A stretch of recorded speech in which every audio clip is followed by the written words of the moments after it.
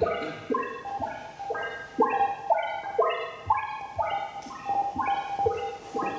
I'm really going to talk about is the history of my attempt to make a career in working with art and technology, and this is partly inspired by this blog post, which I'm not going to kind of cover again. But if you're interested, it's on Blast Theory's website, which is around discussions that are very much alive in the UK about how independent artists in all areas survive and make careers, and how to make what we do sustainable. I'm assuming that there are people in this room who don't know who Blast Theory is. We're a group of artists based in Brighton in the United Kingdom. We are a collective in terms of how we work as artists. We've been working together in total since 1991, and we collaborate deeply and over a long period of time with the Mixed Reality Lab at the University of Nottingham, and I'll talk more about them in a while. Some of the kind of principles of the projects we make is that they are in public space, most typically. They are almost all interactive or participatory in some way or another. That we make projects that are somehow hinge on the boundaries between popular culture and social and political questions, and trying to operate across that ambiguity. To think about how technology reconfigures relationships. So we're not technologists, we're not interested in technology per se, we're interested in the ways in which technology is impacting on society, and as artists looking to how we might respond to that. And a lot of the work that we do uses an uncertainty or an indeterminacy around the work as a motor for it, which is that it's not always clear where the work begins or ends, or what the boundary of the work might be, and that can be critical to how a work is received. Just to mention 3 projects very quickly. This work, A Machine to See With, was a commission for the Sundance Film Festival, and it is a piece of location-based cinema was the commission, and each member of the public who took part walks through the city towards a bank robbery that you are carrying out. So you stand on a street corner, you receive a phone call, and you're told you are on your way to a bank robbery, and you go through a series of preparations for that. You go to a car park and get into a stranger's car, you wait for a partner to come, the two of you get together, you go and find a bank, you stake it out, and the project leads you right up to the door of a real bank. This piece of work is called The Thing I'll Be Doing for the Rest of My Life. This was made for the Aichi Triennale in Nagoya last year, and is a response to the tsunami there. And in this project is where a crowd of people pull a fishing trawler out of the water by hand. It's taken in procession through the streets of the city, and then pushed. This photo here is the final phase of that work, where this fishing trawler is being pushed into position, and we made a film about that work as well. And then this project, I'd Hide You, is an online game that is played both online and on the streets, in common with many of our projects. In this one, this person here is a performer who is video streaming in high definition, and she is playing a game of trying to film 2 other runners without being filmed herself. And online players, you can jump on board this video stream, and if you see one of the other runners in your shot, you click and you get a point if you manage to do that. If you get clipped, you lose a life. A very simple game, but it's essentially a kind of fusion between gameplay and a live transmission. So that's the kind of sort of spectrum of kinds of works that we're making. But what I really want to talk to you about today is about some of the less interesting sides of it, in a way, which is the mechanics of how we manage to make those projects, and to try and give some concrete examples of how we are able to build our practice in that way. So, a piece of history, as you know, we were formed in 1991. All the way through the 1990s, if I earned more than £2,000 or £3,000 a year, that was a good year. So throughout that entire period, we're surviving by part-time jobs, jobs in bars and in cinemas and things like that as a way to survive. In 2001, a piece of our work called Desert Rain is nominated for a BAFTA. A BAFTA is like the British Oscars. It's kind of a big deal, and we were very excited. That year, I earned £11,000, so just about getting over minimum wage. And Blast Theory is established as a collective. At that point, we had 4 members, and so every time we earn anything, it's split 4 ways. And we would win, a prize or a residency, and it might have been designed for a single artist. Well, ours would be split 4 ways. And so we were struggling constantly to be able to sustain our practice. We were touring in the UK regularly and starting to tour internationally, but we just could not find a mechanism that would enable us to survive. The key to this changing is a couple of things. One is a meeting with Steve Benford, who's the professor who runs the Mixed Reality Lab at the University of Nottingham, and the beginning of that relationship. Initially, one that had no cash involved. He didn't turn up offering us money, but he did ask us to begin to work with the university, and as that relationship began to grow and develop, it gave us access to resources and to knowledge. It gave us kudos. It gave us reliability. It's easy to underestimate from the outside how, as a group of artists or an individual artist, you are seen as marginal and relatively unstable and insecure and a difficult partner, a slippery partner on occasion. This relationship with the University of Nottingham was a beginning of us opening doors towards other partnerships. And that second bullet there refers to this project known as IPERG. All EU projects must have a horrible acronym. Ours was IPERG, a project on pervasive gaming with the Swedish Institute of Computer Science, the Fraunhofer Institute, Sony, Nokia, and a number of other partners. And this was a 4-year project and was the first time that Blast Theory became a lead partner on a European project that was through fifth framework, I think, and through the science wing, i.e. where there is lots of money. I think it was 10 million euros for the 4-year project. And so that transformed our finances for a number of reasons.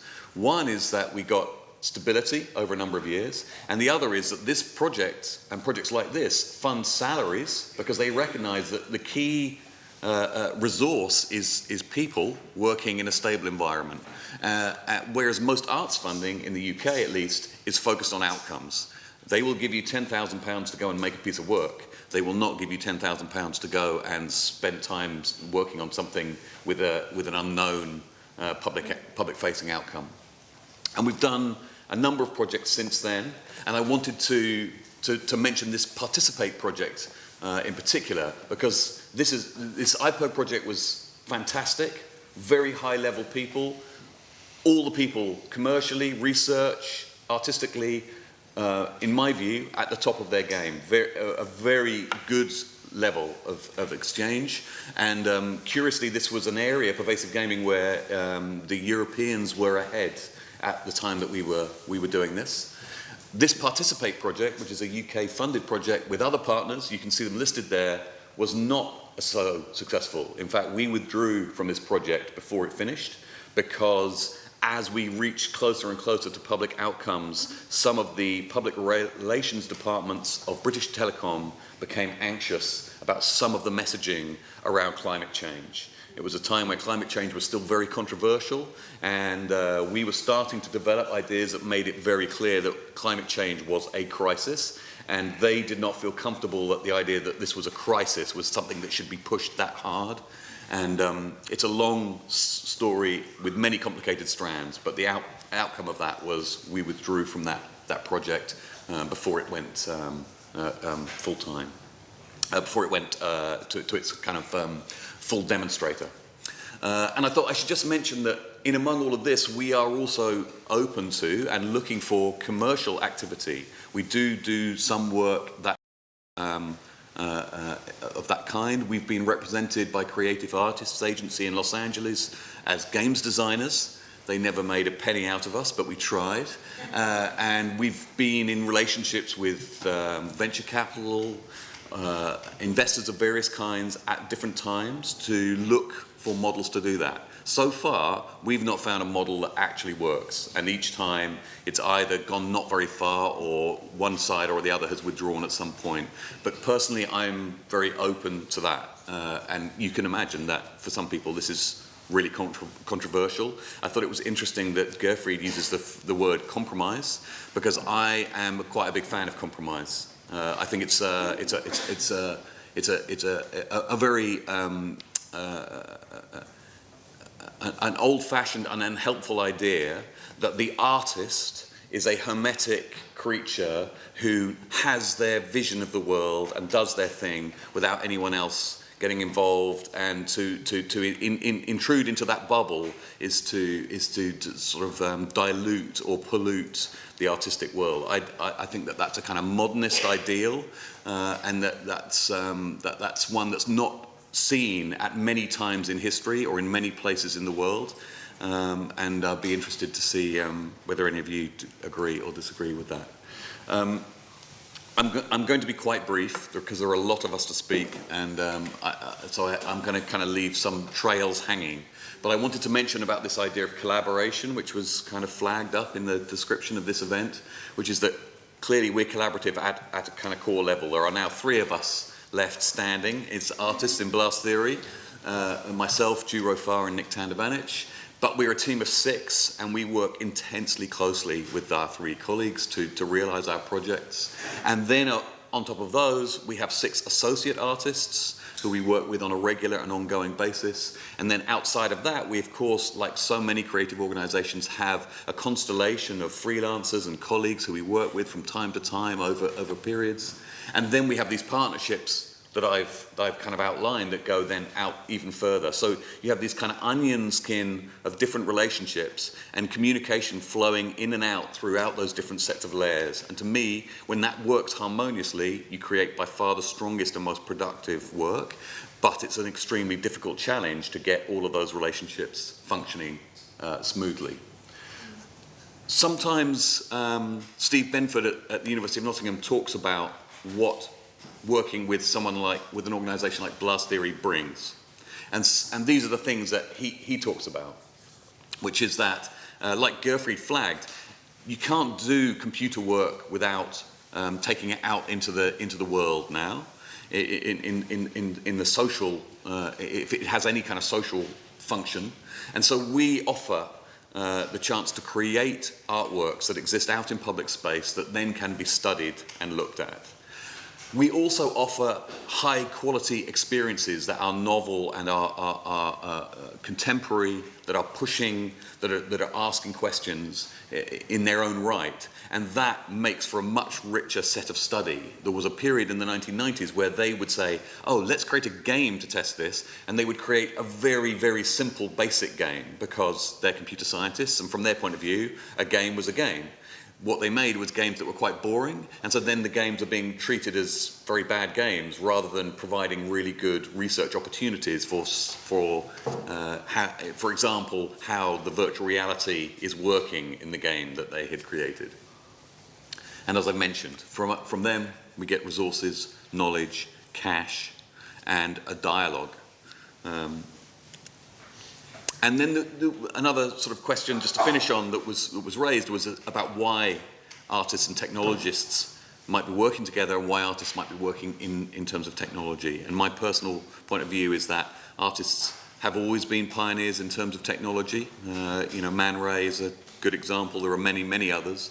And that we live in the technological age. We live in an age where technology is transforming everything about how we conduct ourselves, even who we talk to and how we talk to in our friendship groups is now mediated by a server on the west coast of the States, and the design affordances of a group of engineers there whose idea about what a good conversation is may or may not align exactly with yours and mine. And I think the other side of it is that there is an opportunity to be proactive about what culture is and where culture takes place. And my example about that is the mobile phone, which is, was seen very narrowly as a work tool for the first 10 or 15 years of its life. And I went to a conference at the Royal College of Art in about the year 2000, talking about 3G and the idea that mobile phones would be connected to the internet. And at that point, the conversation was still very much that this would be a good marketing platform, that this would, and we felt there was an opportunity to assert that this is going to be a cultural platform. This is a cultural space, that the phone is something that about how humans talk to one another and engage with one another. It is not about how we increase our productivity.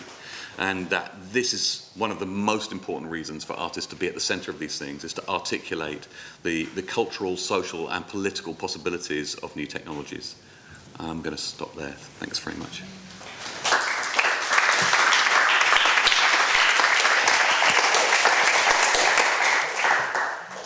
Thank you.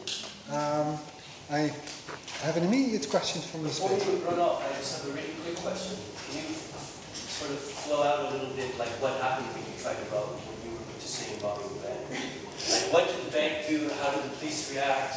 So the robbery is aborted at the door of the bank. But we don't tell the bank that we're doing it. Yeah, this is the kind of question. Yeah. We realised that saying we want to pretend to rob your bank was probably not going to go down so well. So it works in that way. Do you have like lawyers standing by to get you out of jail? And, No. So each member of the public does that on their own. The system is automated. Once you begin, the software is just firing calls at you according to your choices. And you're told very explicitly at the beginning that if the police are called, it's for you to explain what's going on. So that ambiguity as to whether you are in a fictional world or in the real world is a really big part of it. Because, of course, the adrenaline starts to pump and you're starting to think, am I just doing what I'm told? Should I actually, how far am I going to go? So that's how that functions. Yeah, many people still think of art as a painting or a statue or something. So how can you change people's perception or definition of art and convince them that like robbing a bank and eventually not doing it is also art? I'm really relaxed about whether someone thinks it's art or not.